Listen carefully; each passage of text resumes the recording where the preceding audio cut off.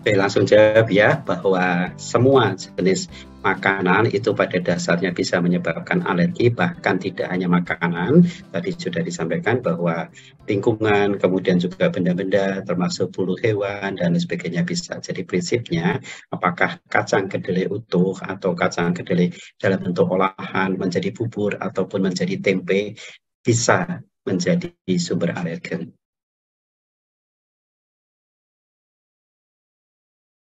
Ya, terima kasih. Pertanyaan yang baik sekali bahwa ibu dan bapak yang menderita alergi itu kecenderungan pada anaknya lebih besar menjadi terkena alergi dibandingkan dengan orang tua yang tidak ada alerginya.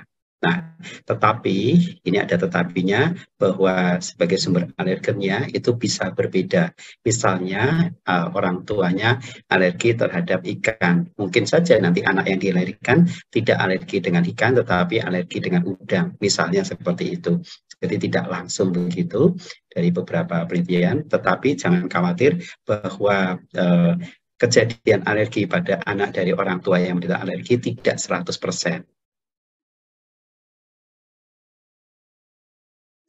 Untuk mengetahui deteksi dini itu kita melihat dengan tanda-tanda dan gejala atau simptom-simptom yang dialami, seperti misalnya kalau umumnya si ibu hamil itu mengalami batuk-batuk atau sesak napas, kemudian juga ada ruam atau rinitis atau urtikaria, itu bisa langsung kelihatan dampaknya sehingga mudah untuk diketahui. Namun dengan tanda dan gejala seperti itu tidak langsung kita, oh ini alergi nih. Jadi belum tentu, bisa langsung sebaiknya diperiksakan ke dokter ahli alergi untuk dipastikan dulu ini alergi bukan. Kemudian kalau memang alergi, pemeriksaan ada dengan sistem oles, ada sistem macam-macam ya, ada 4 macam kalau tidak salah untuk sistem cara mendeteksi untuk mengetahui jenis alerginya, sehingga langsung bisa diketahui solusinya seperti apa. Apakah harus dengan pengobatan ataukah dengan coba misalnya karena alergi karena makanan, maka dari alergi makanan bisa dilakukan teknik eliminasi dengan mengupayakan untuk mengoptimalkan kondisi kesehatannya supaya bugar. Karena dengan mengoptimalkan, maka kesehatan lebih optimal. Kemudian di teknik eliminasi dengan pelan-pelan menghindari jenis makanannya, lalu pelan-pelan juga nanti diberi asupan bertahap sedikit demi sedikit, sehingga dengan kondisi sehat, tahan, lalu bisa lebih kuat lagi sehingga faktor alergen tadi lama-lama tubuh bisa menyesuaikan sehingga sembuh.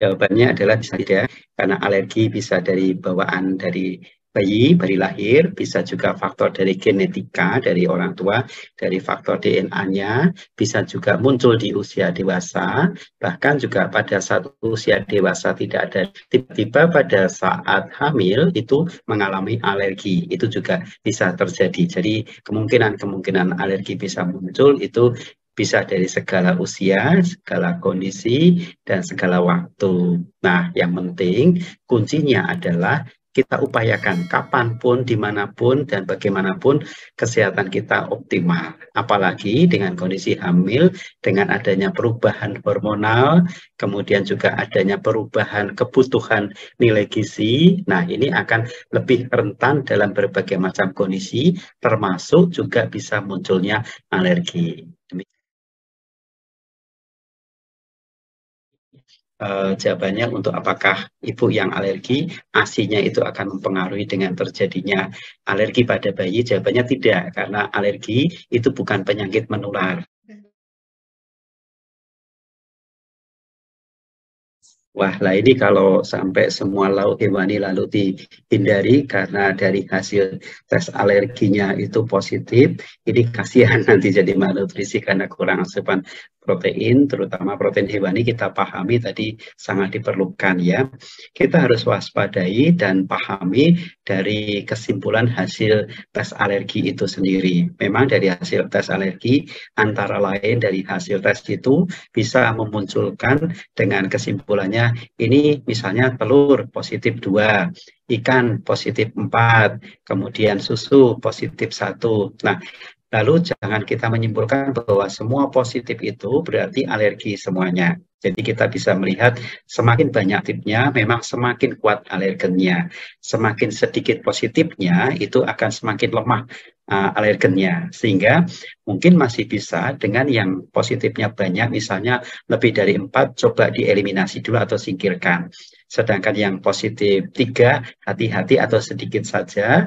Sedangkan yang positif 2, apalagi cuma 1, itu masih bisa dikonsumsi. Dengan catatan, dioptimalkan dulu kondisinya ibu. Bagaimana aktivitasnya, stresnya, pola makannya, kemudian juga keseimbangan menunya, kemudian diperlukan tidak untuk suplemennya dengan kondisi sudah optimal, baru ditinjau lagi untuk nilai hasil pemeriksaan alerginya, dilihat di mana yang benar-benar nilainya alergen kuat sekali, itu coba eliminasi pelan-pelan. Sedangkan yang saya sampaikan kembali lagi, untuk positif 1 dan positif 2, tidak serta-merta harus langsung disingkirkan malnutrition gara-gara menghindari semua yang terjadi dari hasil tes laboratoriumnya itu positif.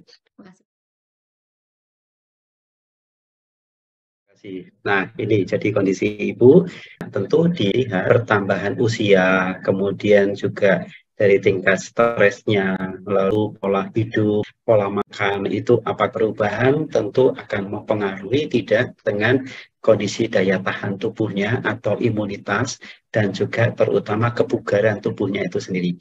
Karena bugar itu pengaruhnya tentu banyak faktor, seperti dari stres, pola makan, pola hidup, istirahat, dan sebagainya. Apabila ada perubahan, tentu kecenderungan untuk menjadi kondisi yang kurang baik, salah satunya itu adalah bisa munculnya alergi. Nah, untuk itu, maka coba diupayakan perbaiki kondisi, dioptimalkan kesehatannya, bila perlu konsultasi kepada dokter untuk kondisi kesehatannya, kemudian juga untuk pola makan, mungkin bisa ketemu dengan ahli gizi terdekat di tempat beliau berada, kemudian juga bagaimana dengan kondisi dari psikisnya itu, karena 3 faktor itulah yang akan mempengaruhi untuk rentan terkena alergi atau tidaknya.